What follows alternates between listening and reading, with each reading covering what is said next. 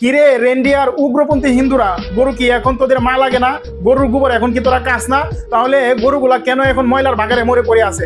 আর গরুগুলা কেন খাদ্যের অভাবে ময়লার ডাস্টবিনে গিয়ে খাবার খায়? তোরা তো এবার অনেক চেষ্টা করছস মুসলিম ভাইরা যেন এবার কোরবানি দিয়ে গরুকে কোরবানি না দিতে পারে, কারণ গরু তোদের মা হয়। গরুর গোবর নাকি অনেক পবিত্র, গরুর গোবর নাকি খেলে তোদের শরীর থেকে 101টা রোগ ভালো হয়ে যায়। তোরা মুসলিমদের উপর কি নিয়ম করছস যে মুসলিমরা যদি গরু কোরবানি দিতে হয় তাহলে গরুর বয়স হতে হবে 16 বছর এবং গরুর জন্ম সনদ লাগবে। গরুর জন্ম সনদ ছাড়া যদি কোনো মুসলিম গরু কোরবানি দেয় তাহলে তার কঠোর থেকে কঠোর শাস্তি দেওয়ার নিয়ম বানাইছস।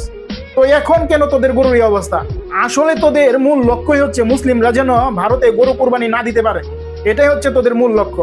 গরু যদি তোদের মাই হয়, গরুর গোবর যদি তোদের পবিত্রই হয়, তাহলে তোদের আসল গর্ভধারিণী মা, যে মা তোকে 10 মাস 10 দিন গর্ভে রেখে জন্ম দিচ্ছে। প্রিয় দর্শক, আমার 10,000 ফলোয়ারের খুবই ইচ্ছা, আপনাদের ভালোবাসাই আমার পথ চলার প্রেরণা। তাই অনুরোধ করছি আমার চ্যানেলটিকে ফলো এবং সাবস্ক্রাইব করে দিন, যাতে আমরা খুব তাড়াতাড়ি 10,000 ফ্যামিলি